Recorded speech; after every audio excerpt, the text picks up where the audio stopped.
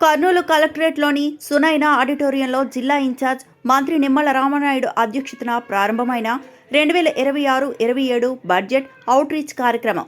సమావేశంలో పాల్గొన్న రాష్ట్ర పరిశ్రమలు, వాణిజ్యం, ఫుడ్ ప్రాసెసింగ్ శాఖ మంత్రి టీజీ భరత్ గుప్తా, జిల్లా collector doctor A Siri, Adoni MLA doctor Parthasarathi, Emmiganur MLA doctor BV Jayanageswara Reddy, Kodumur MLA Boggula Dastagiri, Pattikonda MLA KE Shyam Kumar, joint collector Noorul Qamar, TDP జిల్లా అధ్యక్షురాలు Gudise Krishnamma, Mantralayam TDP incharge Raghavendra Reddy, Aluru TDP party incharge Vaikuntham Jyothi, వివిధ కార్పొరేషన్ల చైర్మన్లు, డైరెక్టర్లు, జిల్లా అధికారులు పాల్గొన్నారు.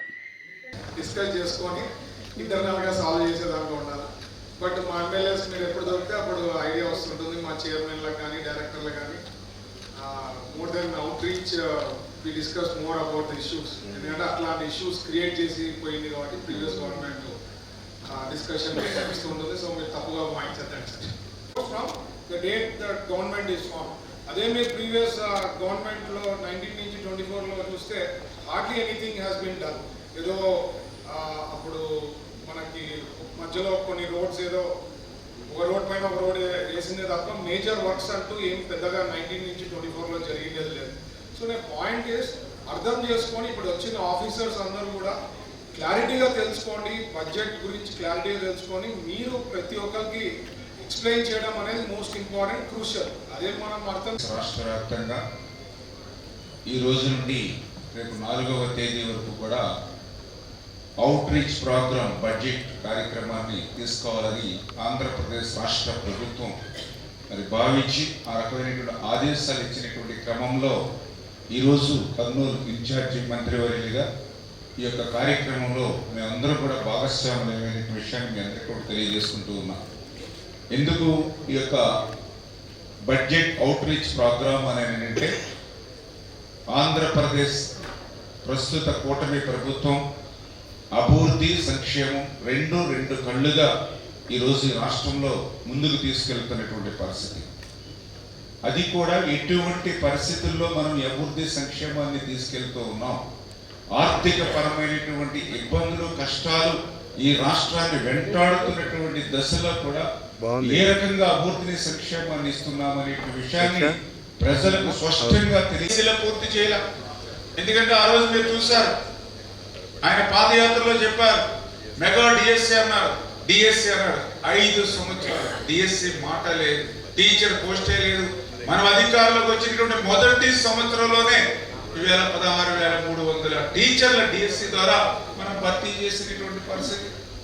అదేవిధంగా మీరు అందరూ చూస్తారు ఏదైతే అన్నా క్యాంటీన్లు 1924లో అన్నా క్యాంటీన్లు మూతేస్తే మళ్ళీ మనం అధికారంలోకి వచ్చిన తర్వాత ఆంధ్రప్రదేశ్ రాష్ట్ర వ్యాప్తంగా 205 అన్నా క్యాంటీన్లు ప్రారంభించి ఈ రోజు చూస్తే రోజుకి 4 లక్షలకి 5 లక్షల మంది 5 రూపాయలకి ఈవేళ అన్నం పెడుతూ ఉన్నాం. ఈవేళ అన్నా క్యాంటీన్ల ద్వారా గాలికి వదిలేస్తే మళ్ళీ మన కూటమి ప్రభుత్వం ఆర్థిక పరమైన ఇబ్బందులు ఉన్నా కూడా ఈ రోజు ఎంత మంది పిల్లలుంటే అంతమందికి 5 బిడ్డలుంటే 65,000 రూపాయలు ఈ రోజు తల్లికి ఉన్న ఎంత మంది బిడ్డలుంటే అంతమందికి తీసుకోమని ఈ రోజు 9,668 కోట్ల రూపాయలు ఈ రోజు తల్లికి వందనం కింద ఈ కూటమి ప్రభుత్వం ఈ రోజు మరి మనం అందజేస్తున్నటువంటి పరిస్థితి. అదేవిధంగా ఎందుకంటే వాళ్ళకి ప్రయాణ సౌకర్యం కల్పించాలనే ఆలోచనతో ఇవాళ సమాజంలో సగం, జనాభాలో సగం అటువంటి మహిళలు అభివృద్ధి చెందకండి, రాష్ట్రం అభివృద్ధి చెందదనేటువంటి ఆలోచనతో స్త్రీ శక్తి ద్వారా ఈరోజు మనం స్త్రీ శక్తికి మనం ఖర్చు పెట్టేటువంటి విషయంలో కానీ, అదేవిధంగా ఉచితంగా 3 గ్యాస్ సిలిండర్లు ఇవాళ మహిళలకు అందజేస్తూ మరి ఆ కార్యక్రమాన్ని ముందుకు తీసుకెళ్ళాం.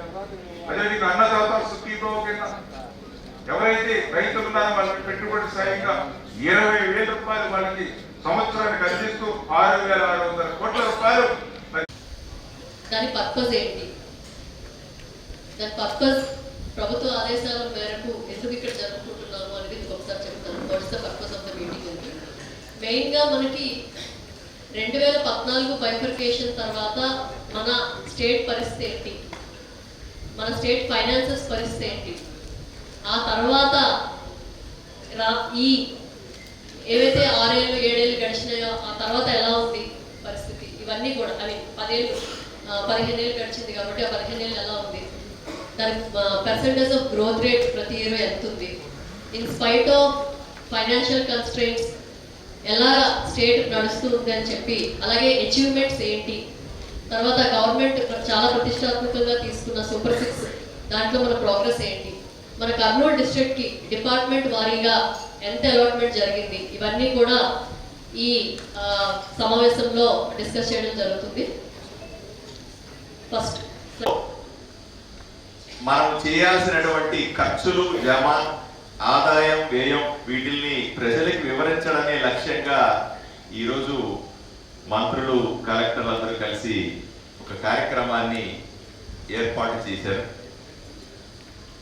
ఇది చాలా ముఖ్యమైనది. ఎందుకంటే ఫిబ్రవరి 1వ తారీఖున కేంద్ర బడ్జెట్ ప్రతిపాదించబడింది. దాని ఆధారంగా రాష్ట్ర బడ్జెట్ని ప్రతిపాదిస్తారు. తర్వాత రాష్ట్ర బడ్జెట్ ఆమోదం తెలిపిన తర్వాత ప్రతి జిల్లాలో కూడా జిల్లాకు ఏర్పాటు చేసినటువంటి బడ్జెట్ని ప్రజల ముందు ఉంచుతారు. ఇది ఒక సాంప్రదాయం. ఇందులో భాగంగా ఈరోజు కార్యక్రమాన్ని నిర్వహిస్తా ఉన్నాం. ప్రజలకు ఏం జరుగుతుంది రాష్ట్రంలో అన్న విషయాన్ని తెలియజెప్పడానికి ప్రయత్నం చేస్తాం.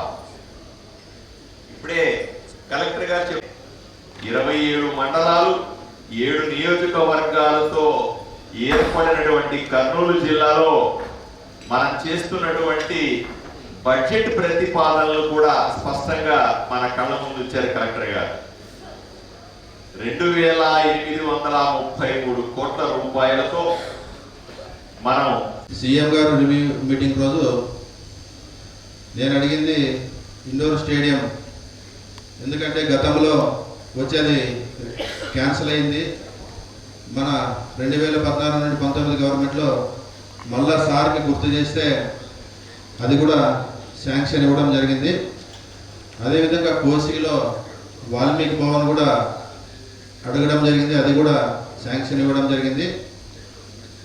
మంత్రాలయంలో మైనార్టీల కోసం శాదిగాన అడగడం జరిగింది. డబ్బులు ఉన్నాయి కదా, ఎందుకు మీరు ఖర్చు పెట్టడం లేకపోతున్నారు, ఎందుకు రోడ్లు పట్టడం లేదు అని చెప్పి చాలా క్వశ్చన్స్ వస్తాయి. మరి ఆ క్వశ్చన్స్ అన్నిటికీ నీట్గా కరెక్ట్ ఆన్సర్. ఎంత రెవెన్యూ మనం కలెక్ట్ చేస్తాము, ఎంత ట్యాక్స్ కలెక్ట్ చేస్తాము, ఎంత ఏ ప్రోగ్రామ్కి పోతుంది, ఎంత ఏ రోడ్లకు పోతుంది, ఏ ప్రాజెక్టులకు పోతుంది అని చెప్పి చాలా నీట్గా ఎక్స్ప్లెయిన్ చేయడం జరిగింది.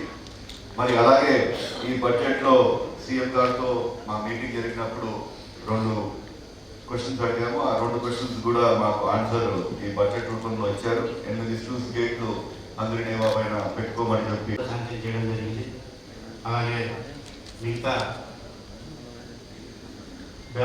బేతోలికి వచ్చేసి డ్రింకింగ్ వాటర్ కొరకి 64 లక్షలు, రామచంద్రపురానికి 4 లక్షలు, దేవమరకి 1,20,000 లక్షలు, అంబేద్కర్ నగర్కి 2,19 లక్షలు.